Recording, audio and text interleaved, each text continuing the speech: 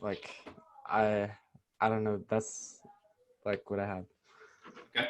Can you dig a little deeper? The love of the game, love of playing it. Um, Yeah.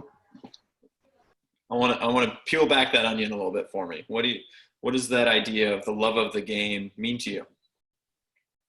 Um, I don't know. It means like you want to wake up at like 8 in the morning to play some volleyball. Yeah. Well, if you're going to beach club, you better wake up a little bit earlier than 8. Yeah. Okay, good. The love of the game. Maybe like the um, MJ talked about like respect of the game. Like he wanted to be masterful, and so he was always respecting the game. Whenever he stepped on the court, he was never going to take a break. Um, so that was one idea. What else? Ryder, what motivates you?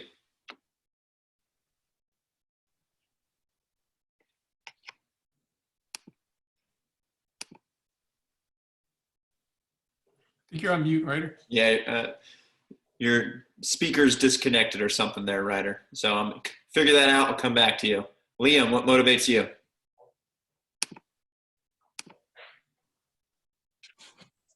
I don't know. I just like playing volleyball, I guess. Okay. It's just fun. You've got you might even say you have an interest. Yeah. to quote the chapter from Grit. Okay, so you've got an interest in the game. Okay. All right. What else? We can kind of go down that path of talking about the chapters also. But yeah, Neil. For me, it's kind of like the idea of like an end goal. Like, where do I want to go with this? And like I started to like realize like once I fell in love with the sport, like I wanted to do this for as long as possible. So like for me, that means like playing in college if I can. Okay. So like then like that's just kind of like always been like the end goal in sight. So like that's just what I've used to like kind of like push me and like catapult me to like excel and like get better and improve. Gotcha. So kind of to borrow from the book, that's your top level goal. Right. And then, and we'll do this in that little discussion as well. I think that's great. Having a top level goal for you guys is paramount of thinking about whatever it is that you want to accomplish, but then also not just thinking that top level goal, because that's the easy one. Right? It's easy to say, I want to win or I want to be the best. How do you get there? Right? What's the mid-level goal? What's the step below winning or being the best? And then how do we break down even more intricately, even more specific into the lower level right now? What can I do to accomplish type of things? I think that's great for sure. Any of you guys have external motivations? Any external motivations? I'll give my personal example. I always thought of playing with a chip on my shoulder. When I played for Beta Bay was the only club in Northern California. Northern California was not a volleyball hotspot. And so I always had a chip on my shoulder whenever I played Southern California or Chicago teams, because I wanted to be better than all of them. I wanted to show that Northern California was great and that we had a great team. And so I would, whether I needed to fabricate something about the other team of someone talking smack to me, or or someone did talk smack to me, I loved that. Those were the types of things that I always kind of used as an extra push, right? An extra dose of gas on the fire to get me going. I'd do the same thing in practice. If I needed an extra push, I'd try and fire up a teammate, because I know they would fire me up in turn if we were competing against each other. Anyone have an external motivation example like that they've used or had? Even if it's not, I see a couple nods. Calvin, what's your motivator? I think like my family is always like really there for me. Like sometimes when I'm like not feeling good or like not happy about something, they're always like there for me and they're like helping me grow in the sport. Great. Family. Yeah, family help push you. That's good. I like that. Very nice. Okay. We'll keep moving along in the chapter 12 part of things. I went off a little bit there just because I thought that you guys connected with what we were talking about with Stanford, which was cool. What other stories in this? What other stories popped up that you guys remember besides the Seahawks? Or if there's a story within the Seahawks that we haven't gone over. Neil, yeah? There was this one guy who was at West Point, And I think he had said to like one of like the teachers or whatever, he's like, I quit, like I can't do it. And like he was expecting like all right, like get out of here, like you can't, whatever. But then like then his instructor was like, no, like you can and you're going to. And then he like finished the course and he's like, I never said I can't like again after that, because like he realized that like he can go further than the boundaries he was setting for himself. Yeah, that's a good one. How many of you guys remember the other kind of military example in there? The guy who got shot in the pelvis, and they basically said like, you're never gonna walk again. You guys remember that story? Okay, good. Yeah, I think you've all probably kind of heard a story similar to that before, of like someone who gets hurt or has something super traumatic happen, and they're not supposed to make it, or they're not supposed to be able to walk again, or whatever it may be. Those are some of the most visceral, real, like motivational things, because it's such a life and death thing, right? When they're saying you're not gonna be able to walk again, that is, if you think about that, if you think about yourself in that situation right now, like how horrendous and absolutely devastating that would be, to think about what it takes for someone to overcome, that type of tragedy, to get to a place where they're running the, I forget the name of the race that he ran, but he set his top level goal of wanting to finish that race, and all that went into the training, not just the physical therapy to get back. They talk about that story of he's going through his physical therapy, and the PT would tell him, hey, do 10 reps of this, 10 reps of this, 10 reps of this, and he would do 15, 15, 15. And after 6 weeks, he was in a pretty, or whatever the time frame was, he was in a pretty good spot. And they said, okay, great job. You've done what you need to do. You're done. You can go now. And he said, nope, I'll be here tomorrow, and I'll be here the next day, and I'll be here the next day. And he just kept on pushing it, because he wanted to get back. He wasn't satisfied with just being, okay and able to kind of like hobble around. Like he was like, I'm going to run this race again. I'm going to get back from this. I think that was another good one. Any other stories from this chapter 12? Coach John, yeah. The one that really stood out to me, and it's kind of one of the things that I really gravitated to when I first read this book, was when Dan Chambliss was talking about the way to become a really great swimmer was to join a great team. And so that really resonated in me, because when I thought about how it applies to Bay to Bay, you guys are playing for, the top club in the Bay Area, right? Northern California. So the additional thing they were talking about was grit's kind of difficult to get by yourself, but when you're working with a group, it's much easier to learn grit, right? You guys are pushing each other. We walk into the gym.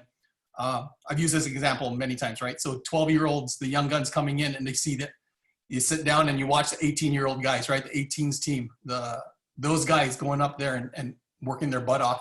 That it speaks volumes, right? So being able to be part of a great team, a great organization, a great club, I think this is a way that we can kind of model grit, and a great way that we can kind of pass grit along, right? We didn't have everybody able to join this book club, but when we get back into the gym, when your teammate's not doing so hot, they kind of maybe hanging their head, what can we do as a club? What can we do as an individual? What can we do as a teammate to help kind of to model grit for them?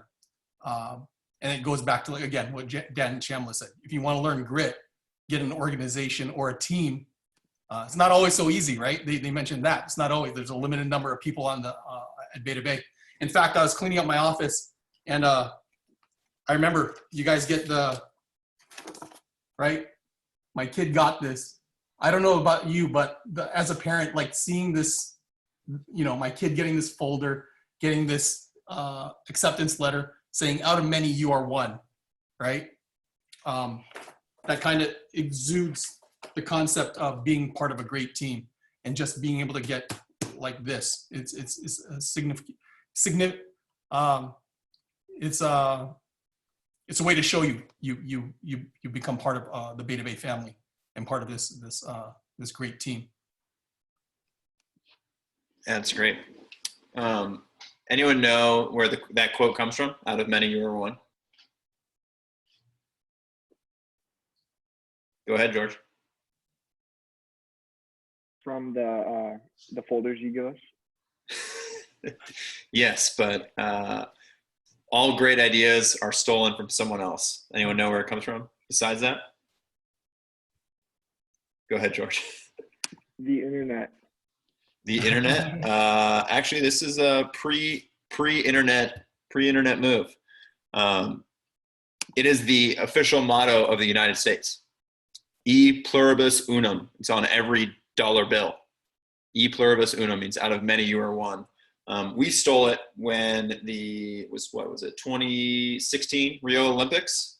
One of our friends, Andrew Fuller, who used to coach for Beta Bay, was coaching the second pair for the women's beach team for the Olympics. His wife, actually, Lauren Fendrick, and they were doing kind of like they were Instagramming everything, and they were showing the behind the scenes. And before you go off to the Olympics, they fly you to it was like Houston, Texas. So they fly you to Houston. You fly into the airport, and then just outside of the airport, they have a huge warehouse that Nike rented and brings all of the fits. So like all of the gear, all the shoes, all the warm-ups, all the stuff that you wear, before you go into opening ceremonies, closing ceremonies, all that stuff. And they bring you into that, and they just do it up big, right? They get all the media shots and stuff. And inside of every changing room, which looked awesome, is that saying, out of many you are one. And it's, so apparent for the highest level performers, right? These are people who are at the absolute peak of whatever sport or competition that they're working in. They're leaving our country to go represent us, and they're seeing that motto plastered everywhere, right? That out of this entire country, you are one of us, and you are representing us. And there's a lot of people who aren't here. So I think that's where that actual quote comes from for us. But I did want to push further. I wanted to see what you guys thought, kind of like along the lines of what Coach John's talking about. How can the club bring out grit, or how does the club already bring out grit? Because there's a couple things that we as a leadership team have gone through that we've tried to put in place. I want to see if, number one, if you see those, and number two, what you think we could do more. Anyone have an idea? I see that what your club does is that everyone has to wear, our club. Our club. That everyone does is everyone has to wear the same warm-up shirt to practice, and everyone has to wear the same gear, and then it makes the feeling that you are one as a team. And then just the practices too, again, beach practices at 8 a.m, and sometimes just all the practices in the different times. Okay. Yeah, for sure. Any specifics about beach practice besides it being at 8 a.m.? And I agree, besides just it working well for our schedule, that 8 a.m. to 11 a.m. works well. What else? Yeah, Neil, go ahead. Workup court. Workup court? Yeah. In what? In beach? Yeah, in beach. Yeah, for sure. That's definitely one. Where else do we use workup court or workup court style? Weekday practices. Yeah, right. And what does that allow, right? What does the workup court allow besides just winners move up and losers move down? Aaron, what do you think workup court style allows? It allows you to be paired with someone, maybe your own skill level, then you can learn from the mistakes they're making.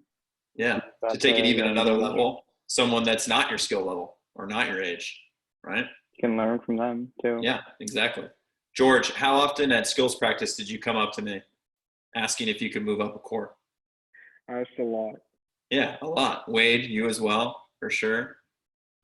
Yeah, that's the type of thing where if you think about it, what Coach John's saying, join in a good team, join a team that's gritty, or a team that really works hard, or a team that's better than you, right? And that's not always, whether you're on a ones team, a twos team, premier, club, it doesn't matter. If you're in the club, the goal should always be, how can we put you guys in scenarios where you individually can push beyond what you're currently with? Of course, your team is hugely important, and the guys that are on your team and your coaches and how they push you, but also the aspects outside of that, right? Do you think the 18s team gets as much out of skills practice as the 15s?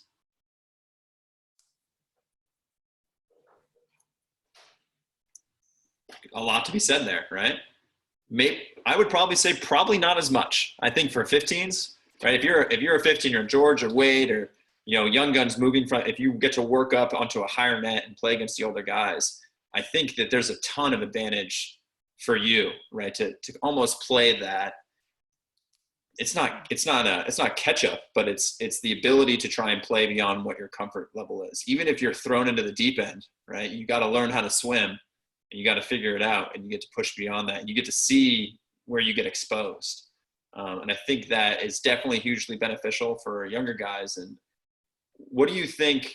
Because I'm always at those skill practices. What do you think I, as a coach, would say to the older guys, to the 17s, to the 18s, in those settings when it's not like we've got professional players coming in. We'll have college guys come in and play every now and then, but what do you think we say to those older guys in those scenarios? How can they get even more out of just practice, just skills practice? Neil? Yeah.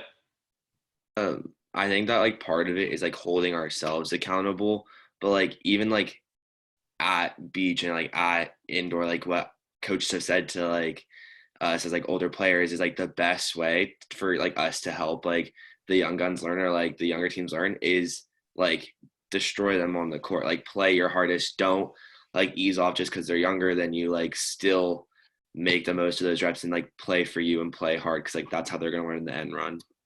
Yeah, for sure. That's great. Anyone else? Any other thoughts? Marcus? I just wanted to add on to Neil, like you want to show them like respect. That's what someone told me at the beach. So you show respect by trying your hardest and trying to crush the other one. Yeah. Even if they're younger. Greatest way to show respect to your opponent is to try and kick the crap out of them, right? To try and play your absolute best. If you play down to someone's level, then you're not doing any respect to the game, right? If we talk about that being a motivating factor. Coach John?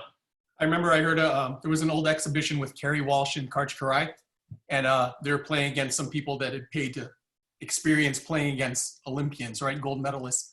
And so Kerry Walsh was over there and kind of lollipopping balls and rolling balls, and Karch, on the other hand, was over here like bouncing balls on these people. And she's like, "What are you doing? What are you doing?" He said, "They want to experience what it's like to play against, Olympian, right? One of the, arguably the greatest players in the world.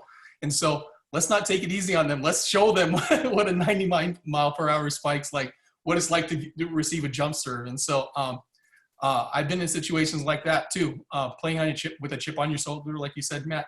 If some guy comes up and wants to play me and I know they're better than me and they're kind of taking it easy. I played against guys at City Beach when they used to have a sand court there, and they're kind of lollipopping balls over. And I literally yelled across the court, "Can you serve it a little bit harder?" Because it was a sign of disrespect, right? And so, Neil, Marcus, like you guys said, model grit. Show them that the level that you guys are at or you're trying to get to takes work, right? It's not easy, and don't lay off, right? That's the best way. I think another thing, Matt, you were talking about the older kids at skills practice. Sometimes, you got a lot going on. You got homework, you got a test to come up. It's late in the evening, 7 to 9, whatever. But we talked about deliberate practice, right? Challenging yourself. Maybe you don't want to get around that ball at setter's practice, so you kind of you throw your back to the net and throw a blind set. But being able to practice deliberately, not only physically but mentally challenging yourself, that's where you're gonna see the real gains, right? So, yeah. I think my last little thought on, and just thinking about like the idea of kind of our club setting, the practices that you guys go through as you get older, and even like 15, 16s, you can do it all the way down to 12s, right? Or guys on your team. The idea, like there's a great quote from 7 Habits of Highly Effective People, which is another book that I finished reading a couple days ago that I always like to come back to. It's that love is a verb, and it relates to passion, right? That we talked about with grit. Love is a verb. It's not just a noun or like something that you feel and then all of a sudden goes away.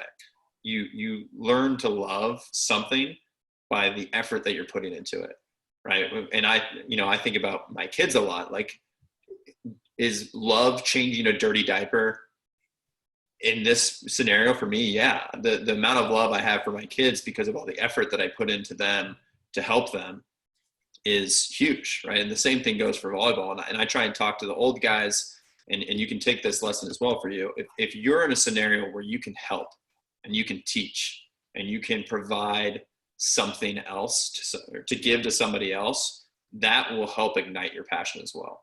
I think that's something I find a lot of passion is trying to help and trying to spark some kind of passion from people using volleyball kind of as that tool. But I think you guys are able to use that also. How many of you have ever been in a scenario where like you struggled with a math problem, you kind of were figuring it out, and then all of a sudden you like tried to help someone else learn it and teach them and kind of walk through it, and then it clicked for you? Anyone ever had that scenario before? Yeah. Right. That's a great way to learn something, is to go through and teach and try. And there was a great, one of my favorite teachers in high school used to say that. He was a history teacher, and say, go through and study and then try and teach it to another classmate, or try and teach it to a parent and see if they can get it and they can connect. Because if you can articulate something in that sense where someone actually is able to understand and make a move on, then you really have grasped and understood what it is that you're trying to work on. So I think that's another good part of developing that love and developing that passion for whatever it is that you want to dive into, whether it's building the most successful lemonade stand or volleyball, or developing a cure for coronavirus, if you want to do that. That's all something that I think you guys can draw from. That's good. Sorry, long tangent there. My bad. What else? Any other things? Any ways that you think the club can do even more to develop grit across the board, right, for all 15 teams?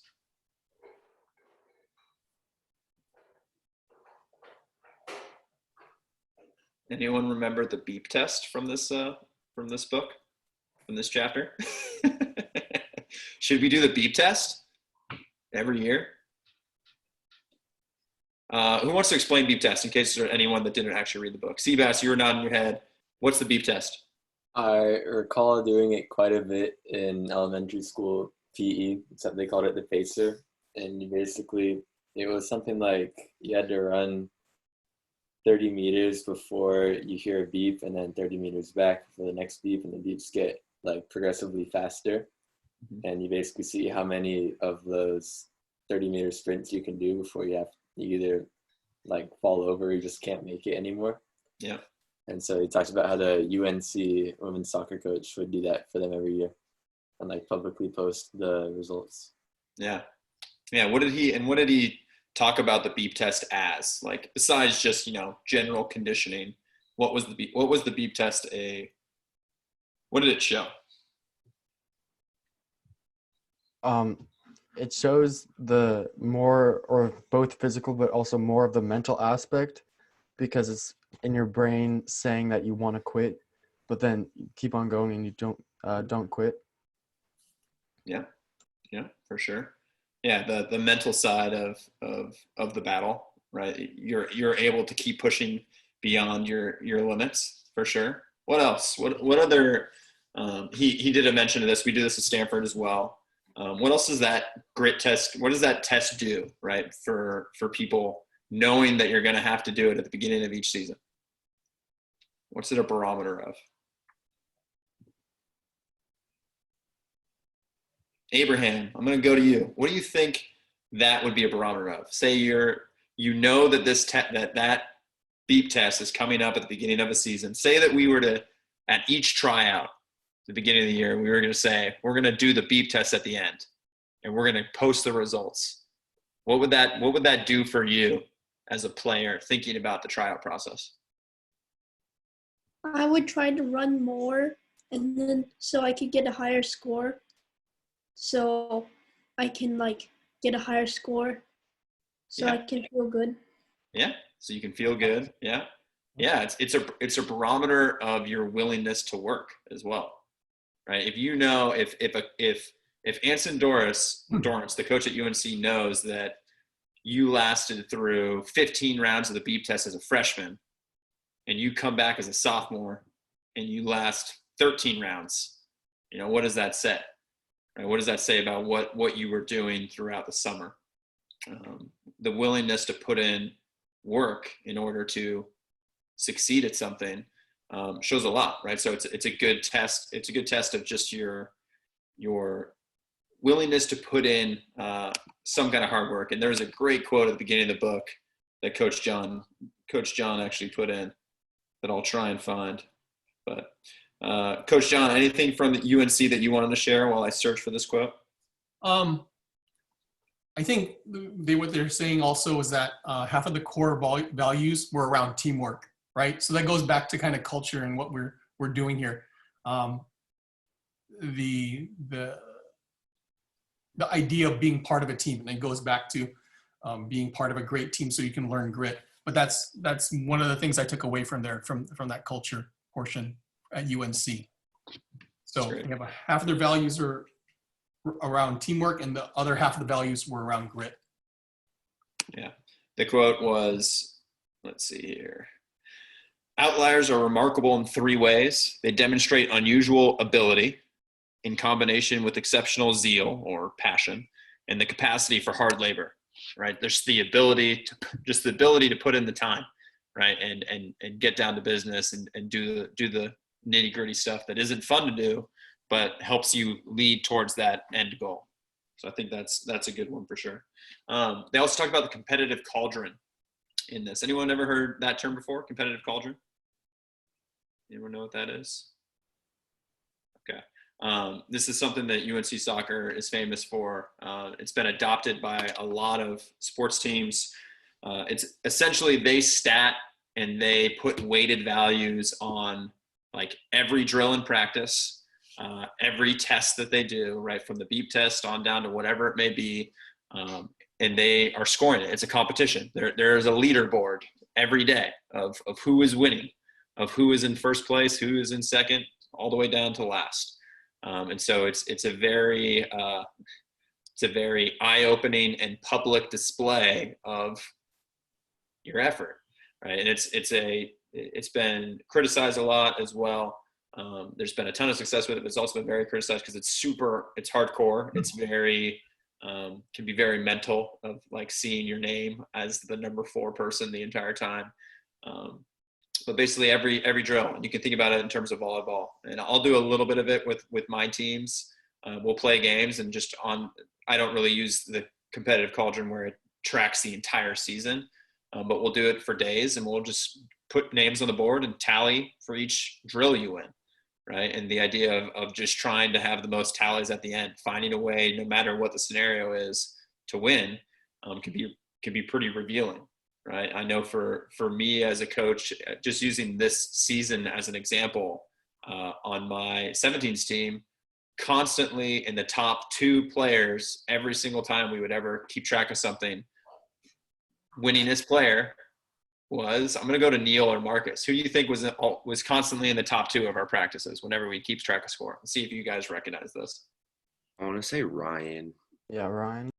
Correct. Ryan Collins, our libero, was constantly in the top 2. No matter who was on his side, no matter who he was matched up against or with, he always found a way to win, right? And those are great examples of competitors and people who can just, no matter what the circumstance is, to get it going.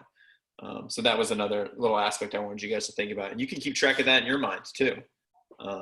Coach Ariel talks about it with setters. Like if you're running a 6-2, like, and you enter the game at if you're the second setter coming in, you enter the game at 5-5, you want to leave the game, at 10-6. Now you're +4, right? And you're constantly playing that game of like, I want to be better. I want to leave this game better than I walked in with it. And different little ways that you can find to make it competitive. And I think that really clicks for some guys of having that scoreboard there and that drive to try and be there. I know looking at Calvin and Neil on the Bay Place leaderboard and Halo and a lot of guys who are doing it, they're always showing up and they're trying to get their points, right? They want to be at the top of that leaderboard, whatever they can. And I think that's a cool one. So that was good. Anything else in this chapter before we move to the handout? We'll kind of discuss that. Coach John, yeah. I got one quick thing. So Pete Carroll talked about describing their culture. And again, we talked about hard work. So the interesting portion of the quote was, he described his culture made up of a lot, not made up of a few things. He said it was a million little things that created their culture. So if you think about it from a perspective of being at Beta Bay, all the little things you can do, like you can be on time, you can be prepared, you could be stretched out before, 15, 20 minutes before we're supposed to be starting practice. You get there early, help set up, help take down. That's part of the culture, right? It's not always the maybe the physicality of the sport or even the mental portion of it. It's these little tiny things that build the culture and make a difference when you're Beta Bay. I remember during summer practice, Coach Matt walked in and he saw the gym look like a pigsty, and he said, "Everybody, stop practice, get over there, move your backpacks against the wall, everything against the wall, clear the space." That's part of culture. And so Pete Carroll's obviously a very successful coach. He's showing you that all these little things that you might take for granted, you might be wondering, like, why is coach telling me to do this? Or why is he telling me to put that away?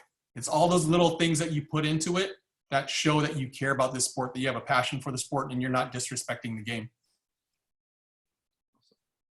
Any last little things before we go to the doc?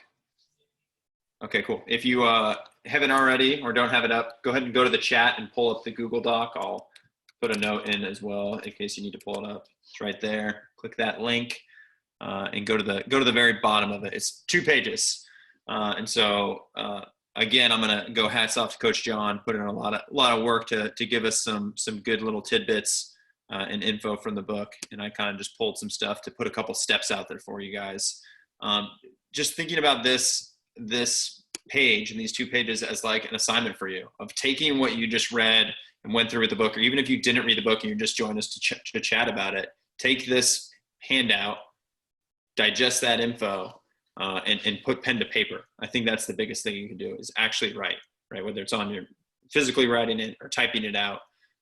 Write out what this looks like, right? So the first step is go actually take that grit scale test that she has on her website. Answer those questions, she'll give you a score.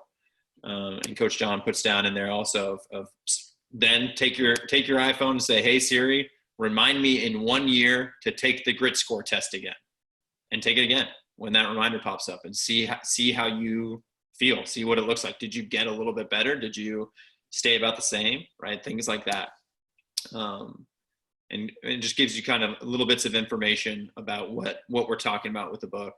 I think another great one for you is just step 2, write down what your own personal formula for success looks like, right? You see the talent times effort equals skill, and skill times effort equals achievement.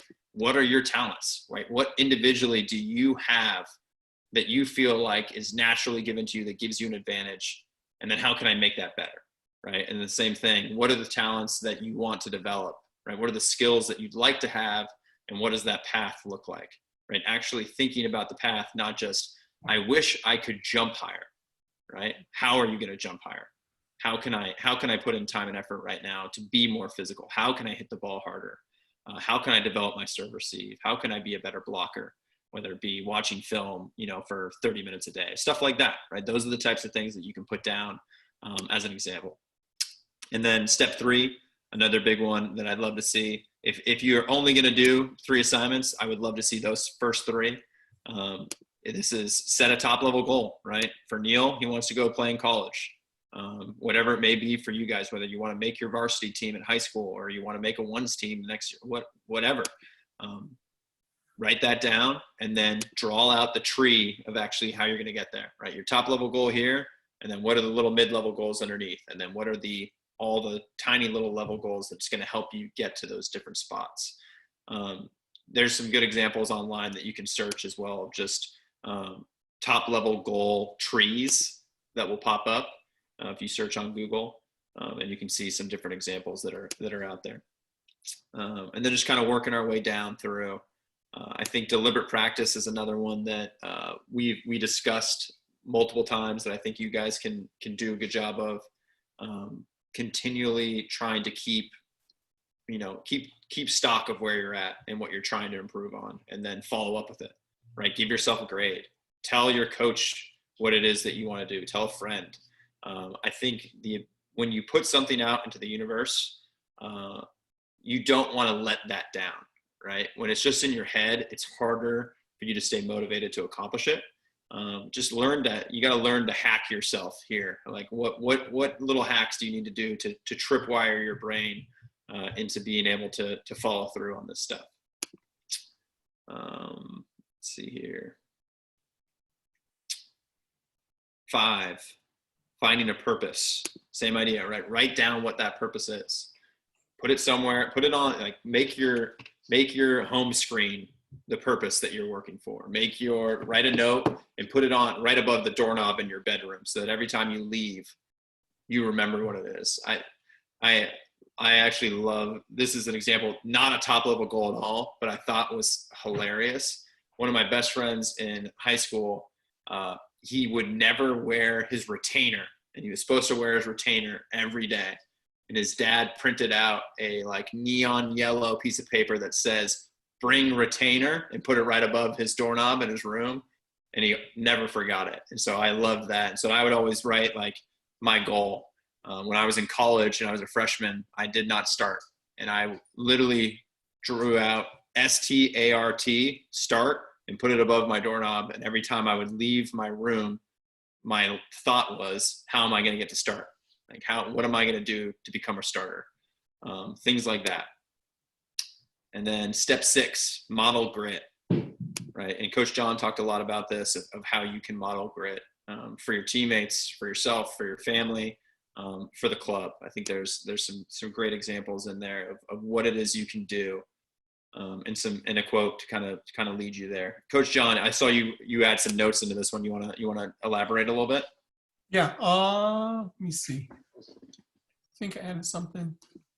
Or was that 7's what you added? I'll let I added 7. Go to 7. Yeah. Yeah. So I really like the fact that Angela Duckworth talked about the hard thing rule, right? And how she applied that not only to herself, to her family and what have you. So find an activity outside of school, something that's difficult, like learning an instrument. If you're not playing beach, play beach, right? Something that's going to be difficult, that's going to require you to execute deliberate practice.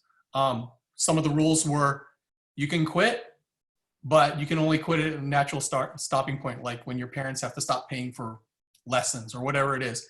But an interesting point about this was the longer that you do this activity, the greater benefits you have in terms of becoming gritty. And it basically showed the benefits that you have later on in life in terms of doing well in school, finishing school, finding a good job. The number of activities and how long you did them had a direct correlation in these studies to being successful, not only in volleyball, right, outside in life. And if you decide later on that this isn't something that you want to continue, right, she gave her kids the option to pick another hard thing. With that in mind, it's something that you have an interest in, something that you can practice deliberately again. And who knows, it might end up being your passion. It makes me really happy to hear people, the people who joined here and say that they love volleyball, right? That's one of the quotes in here was, to find your passion, one way to do that is determine where your mind goes, where your mind wanders when you're not thinking about anything else. I think about old guys outside swinging an imaginary golf club. So they have some passion for golf or sport. I walk around the house and I'm always trying to figure out angles. I'm thinking about, getting jammed the ball or a ball being out in front of me, keeping space. So I know that's kind of where my passion is. So find something that you're interested in and see if that ends up being your passion, whether it's volleyball, whether it's academics, whether it's, like Coach said, if you have an inkling to cure this coronavirus, if that's what you're what you're passionate about, let's go down that path. Let's do something. And hurry up if that's your passion. Get this going, all right? Yep. Okay, so my last little thought for you guys is a little assignment. If you want to take it. If you don't, all good. This is a natural stopping point. You may stop this hard thing if you wish. is actually to do that worksheet. Just write the questions down, put it in an email to hello@b2bvolleyball.com, and I will send it to Coach John as well, so he can see it if you want to do it, and we'll look them over. But I think it's a beneficial thing. How many of you guys liked it, and if we were to do another book club, would like to potentially join in? If we went to another book. Okay, cool. Coach John and we'll have a discussion about what books might be good. I had a couple ideas, but I'm glad you liked it. I actually loved this. I really liked getting to reread this and kind of go through some stuff. I think it's a nice change of pace from, I love watching film also, but this type of thing goes so much beyond just sports too. Like, I think there's a ton of good benefit. I got more out of this than most of my college classes in terms of an education. So keep searching that stuff out. I think you guys can find a lot. So if anything comes up, you let us know. But hopefully some of you guys take that challenge up and send us your worksheet on what you want to try and do, and we can kind of take it from there. But if not, take your photos for. Oh, I forgot. Last thing, favorite quotes. If you want to share them, because that is the challenge for today. So my Bay and Place guys, I know you might want to share them. We can go over those. I'm gonna put a poll up on Instagram to see whose quote wins. What do we got? So mine was at the very end of chapter 1, and she said the fundamental insight that would guide her future work was our potential is one thing, what we do with it is quite another. And that kind of like exemplifies what she was trying to talk about in the book, where you have to apply yourself and work towards those goals to realize your potential. Love it. Very good. Neil or Calvin, yeah, go ahead. Wait, I have to find mine. Yeah, anyone that's got theirs ready. Neil, go ahead. Mine, like we actually talked about a lot throughout one of the sections. I can't remember which chapter it was, but it's enthusiasm is common, endurance is rare. So just sticking out, once you find your passion, actually being able to work towards it. Yeah. Mine is grit is falling 7 times and rising 8. Yeah, that's a great one too. I wrote both those ones down. Halo? Mine is from this chapter, and he explained that every other negative experience and every other positive one, it becomes part of you. I'm not going to ignore it. I'm going to face it. And when it bubbles up, I'm going to think about it and get on with it and use it. Pete Carroll on the 1 yard line call for a pass. All right. Anyone else got one? Okay, cool. Guys that just did that, send them to me on Instagram as well, so that I have your quotes and can post them. And then you guys can vote for the winner on which quote you like the best.